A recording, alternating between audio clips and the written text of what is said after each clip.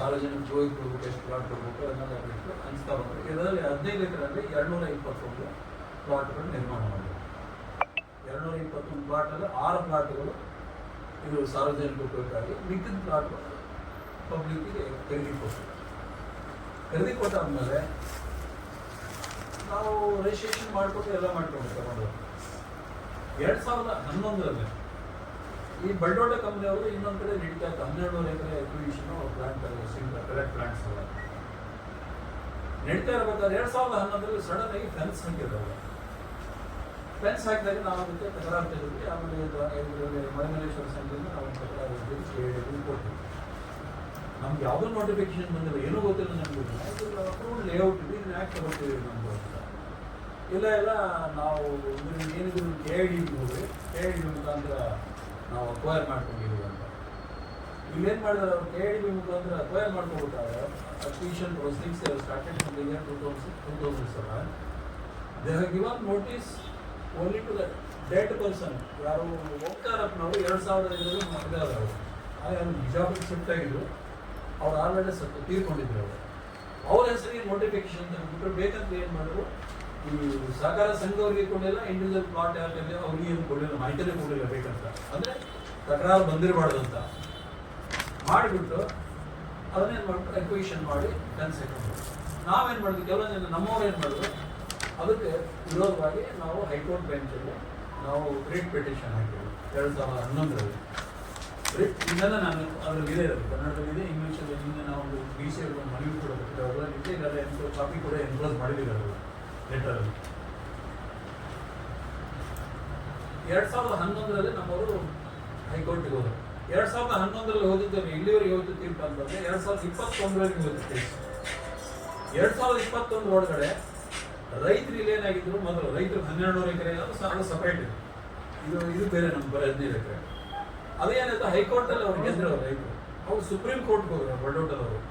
Supreme court ಹೊತ್ತಿನಾಗ 1200 ಎಕರೆ ಜನ ಕಳ್ಕೊಂಡಿದ್ರು ರೈತರು. They could not face it, they are not in position to meet the expenditure ಅಂತ supreme court. ಯಾರು ಅದರಲ್ಲಿ ಎಲ್ಲರೂ ಅದರಲ್ಲಿ ಕೂಡ್ಕೊಂಡು ಮಾಡೋಕ್ಕಾಗಲಿಲ್ಲ ಯಾರಿಗೆ. ಹೀಗಾಗಿ ಸುಪ್ರೀಂ ಕೋರ್ಟಲ್ಲಿ ಏನಾಯಿತು, ಸರಿಯಾಗಿ ವಾದ ಆಗಲಿಲ್ಲ ಈ ಕಡೆಯಿಂದ. ಸುಪ್ರೀಂ ಕೋರ್ಟಲ್ಲಿ ರೈತರ ವಿರೋಧವಾಗಿ ಬಲ್ಡೋಟ ಪರವಾಗಿ ಜಡ್ಜ್ಮೆಂಟ್ ಬಂದರು. ಅದೇ ಜಡ್ಜ್ಮೆಂಟನ್ನೇ ಈ 15 ಎಕರೆ ನಮ್ದೇನಿತ್ತು ಗೃಹ ನಿರ್ಮಾಣ ಸಹಕಾರ ಸಂಘ ಇದಕ್ಕೆ ಅಪ್ಲೈ ಮಾಡಿಬಿಟ್ಟು ಹೈಕೋರ್ಟ್ ಒಂದು ಜಡ್ಜ್ಮೆಂಟ್ ಕೊಟ್ಟರು 2021ರಲ್ಲಿ. ಒಂದು ಕಾಪಿ ಎನ್ಕ್ಲೋಸ್ ಮಾಡಿದ್ದೀನಿ ನಾನು. 2021ರಲ್ಲಿ ಮಾಡಿ ಆದಮೇಲೆ ನಾವೇನು ಮಾಡಿ 21ರಿಂದ ನಾನು ಅವಾಗಿಂದನೇ KID ಆಯ್ತು ನೀವು ತಗೊಂಡಿದ್ದೀರ. 2021 ಜಡ್ಜ್ಮೆಂಟ್ ಬಂದ ತಕ್ಷಣ ಮೊನ್ನೆ ಕಂಪೌಂಡ್ ಹಾಕಿಬಿಟ್ಟು ಅದು ಪೂರ್ತಿ ನಮ್ದೆಲ್ಲ ಕಲ್ಲುಗಳೆಲ್ಲ ಕಿತ್ತಾಕ್ಬಿಟ್ಟು ಅಪ್ರೂವ್ಡ್ ಲೇಔಟು ನಾವು ಏನು ಪ್ಲಾಟ್ ನಿರ್ಮಾಣ ಮಾಡಿದ್ವಿ ಅವೆಲ್ಲ ಬೌಂಡ್ರಿ ಕಲ್ಲುಗಳಿದ್ವಿ ನಮ್ಮ ಪ್ಲಾಟ್ಗೆ, ಅದನ್ನೆಲ್ಲ ಕಿತ್ತು ಹಾಕಿ ಅದನ್ನೇನು ಮಾಡಿದ್ರು ಕಂಪೌಂಡ್ ಹಾಕೊಂಡು ನಾವು KID ಬೇಕು ಹೋಗ್ತೀವಿ. ಈ ಥರ ಮಾಡಿದರೆ ತಗೊಳ್ಳಿ ಮೊದಲಿಂದ ತಗೋಬಾರ್ದು. ಅಪ್ರೂವ್ಡ್ ಲೇಔಟ್ ತಗೋಬೇಕಾದ್ರೆ ಸರ್ಕಾರದ ಇದಕ್ಕೆ ಯಾವುದು ಸಾರ್ವಜನಿಕ ಕೆಲಸಕ್ಕಾಗಿ ಏನಾದರೂ ಹಾಸ್ಪಿಟಲ್ ಏನು ಮಾಡಬೇಕು, ಅಥವಾ ವಿದ್ಯಾಸಂಸ್ಥೆಗಳನ್ನು ಕಟ್ಟಬೇಕು, ಅಥವಾ ಫೈರ್ ಬ್ರಿಗೇಡ್ ಏನಾದರೂ ಒಂದು ಇದನ್ನು ಮಾಡಬೇಕು. ಈ ಥರದ ಇದಕ್ಕೆ ಅದು ವಿತ್ ಕನ್ಸೆಂಟ್ ಒಂದು ಏನಿದೆ ವಾಸ್ತವಿಕ ಒಂದು ಪರಿಹಾರ ಕೊಟ್ಬಿಟ್ಟು ಮಾರ್ಕೆಟ್ ಪರಿಹಾರ ಕೊಟ್ಟು ತಗೊಳ್ಳೋವಂಥದ್ದು ಗೌರ್ಮೆಂಟ್ಗೆ ಬೇಕಾಗಿದ್ರೆ ತಗೊಳ್ಳೋದು, ಏನು ಅಪ್ರೂವ್ಡ್ ಲೇಔಟ್ ಪ್ಲಾಟ್ನ. ಆಮೇಲೆ ರೈತರದ್ದು ತಗೋಬೇಕಾದ್ರೆ ಅವ್ರ ಕನ್ಸಲ್ಟ್ ತಗೊಂಡು ಕೊಡ್ತಾ ಇದ್ದಾರೆ, ಅದು ಬೇರೆ.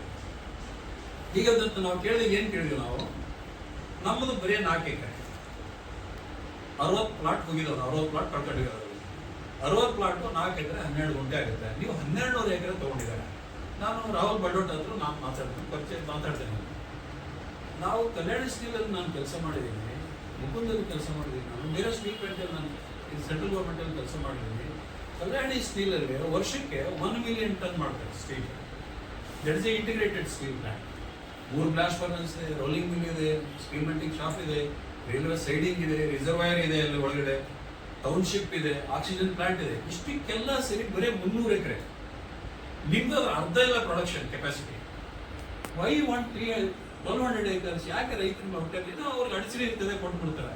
ಯಾಕೆ ಇದನ್ನು ಮಾಡ್ತೀರಿ? ಆಯ್ತು, ಅವ್ರು ಕನ್ಸೆಂಟ್ ಕೊಟ್ಟಿದ್ದಾರೆ, ನೀವು ಪರಿಹಾರವನ್ನು ಕೊಟ್ಟಿದ್ದೀರಾ, ಅದ್ರ ಪ್ರಕಾರ ಅವ್ರ ಉಪಯೋಗ ಪ್ರಕಾರ. ನಮ್ಮದು 4 ಎಕರೆಗೆ ಏನು ಮಾಡಿ ನಮ್ಗೆ ದಯವಿಟ್ಟು ತಗೋಬೇಡಿ, ನಮ್ಗೆ ರೊಕ್ಕನೂ ಬಂದಿಲ್ಲ. ಅದು ಅವ್ರೇನು ಕೊಟ್ಟಿದ್ದಾರೆ ಆ ರೊಕ್ಕನೂ ನಮ್ಗೆ ಬಂದಿಲ್ಲ, ಕೊಟ್ಟಿಲ್ಲ. ಅದನ್ನೇ ನಮ್ಗೆ ವಾಪಸ್ ಕೊಡಿ ಅಂತ ಅವ್ರು ಅವ್ರು ಬಿಟ್ಬಿಟ್ಟು ಹೋಗ್ತಿದ್ದಾರೆ. ಇದೆಲ್ಲ ನೀವೇನಿದ್ರು KIDಬಿನೆಲ್ಲ ಕೇಳ್ಕೋಬೇಕು, ನಾವು ಡಿಪಾಸಿಟ್ ಮಾಡಿದ್ದಾರೆ. ದೆನ್ ವೆಂಟ್ ಟು KIDಬಿ ಹೋದರೆ ಅವ್ರೇನು ಹೇಳಿದ್ರು, ಸರ್ ಇದಕ್ಕೆ ನಿಮ್ಗೆ 60 ಪ್ಲಾಟಿಗೆ ಬರೀ 32 ಲಕ್ಷ, ಇದು 61 ಪ್ಲಾಟಿಗೆ 32 ಲಕ್ಷ ಡಿಪಾಸಿಟ್ ಆಗಿದೆ. ಅಲ್ಲಿಗೆ ನಮಗೊಬ್ಬರಿಗೆ 50,000 ರೂಪಾಯಿ ಒಂದು ಪ್ಲಾಟಿಗೆ, 60-40 ಪ್ಲಾಟ್ಗೆ ಬರೀ 50,000 ರೂಪಾಯಿ at the rate of 19 rupees 60 paisa per square feet. Where present ಇದು ಎಲ್ಲಿ ಬರ್ತದೆ ಅಂದರೆ ಈ ಬೈಪಾಸ್ ಬರ್ತದೆ ಕೊಪ್ಪಳ ಬರೋ ಮುಂದೆ ಅಲ್ಲೇ ಪಕ್ಕಕ್ಕೆ ಬರ್ತದೆ. DC ಆಫೀಸಿಂದ ಹಾರ್ಡ್ಲಿ 1.5 ಕಿಲೋಮೀಟರ್, 1 ಕಿಲೋಮೀಟರ್ ಇಲ್ಲ. ಇವಾಗಲೇ ಇದು 3,000ರಿಂದ 3,000 ಇಲ್ಲ, ಮಾರ್ಕೆಟ್ ರೇಟ್ 3,000 ರೂಪಾಯಿ ಇಡ್ತದೆ. ಅದಕ್ಕೆ ನಾವು ಕೇಳಿದ್ವಿ, ನಾವೇನು ಇಲ್ಲ ನೀವು ತಗೊಳ್ದಾಗ ಒಂದು ಕೆಲಸ ಮಾಡಿ, ಇಲ್ಲ ಬಿಡಕ್ಕೆ ಆಗಲಿಲ್ಲ ಅಂದ್ರೆ ಪ್ಲಾಟ್ ವಾಪಸ್ ಕೊಟ್ಬಿಡಿ. 60 ಪ್ಲಾಟ್ ಕೊಡಕ್ಕೆ ಆಗಲಿಲ್ಲ ಅಂದರೆ ಮಾರ್ಕೆಟ್ ರೇಟ್ 3,000 ರೂಪಾಯಿ ಇಡ್ತದೆ, ಆ ರೇಟ್ ನಮ್ಗೆ ಕಾಂಪನ್ಸೇಷನ್. ಇವರು ಬರೀ ಇವ್ರೇನಂತಾರೆ KIDB ಅದು 32 ಲಕ್ಷ ಏನು ಕೊಟ್ಟಿದ್ರು ಒಬ್ಬರಿಗೆ, 40 ಅದನ್ನು ಕೂಡ ಕೊಡ್ತಾ ಇಲ್ಲ. ಅದಕ್ಕೆ ನಾವು ಇವಾಗ ಏನಂದರೆ ತಮ್ಮ ಒಂದು ಸಾರ್ವಜನಿಕ ಕಳಕಳಿ ಮಾಧ್ಯಮ ಮಿತ್ರರಿಂದ ಅದ್ರ ಮುಖಾಂತರ ನಾವು ಸ್ವಲ್ಪ ಸಾರ್ವಜನಿಕ ಈ ವಿಷಯ ಹೊರಗೆ ಬರಲಿ. ನಾವು ಈಗಾಗಲೇ ಹೈಕೋರ್ಟ್ ಲಾಯರ್ನ ಕನ್ಸಲ್ಟ್ ಮಾಡಿದ್ದೀವಿ. ನಾವು ಒಂದು ಮರುಪರಿಶೀಲನೆಗೆ ಹೈಕೋರ್ಟಲ್ಲಿ ಒಂದು ರಿಟ್ ಪಿಟಿಷನ್ ಹಾಕ್ತಾ ಇದ್ದೀವಿ. ಅದು ಆಗ ಮರುಪರಿಸ್ಥಿತಿ ಇದಿಲ್ಲ ಅಂದ್ರೆ ನಮ್ಗೇನಾದ್ರು ಮಾರ್ಕೆಟ್ ಇರಬೇಕಾದ್ರೆ ನಮಗೆ ಪರಿಹಾರ ಕೊಡಿ ಅಂತ. ಆಮೇಲೆ ಜಜ್ಮೆಂಟ್ ಏನಿದೆ ನಮ್ಮ ಟಾಪಿಕ್ ಕೊಟ್ಟಿದೆ ನೋಡಿ, ಜಜ್ಮೆಂಟಲ್ಲಿ ಕ್ಲಿಯರ್ ಆಗಿದೆ. ಜಜ್ಮೆಂಟಲ್ಲಿ ಕೂಡ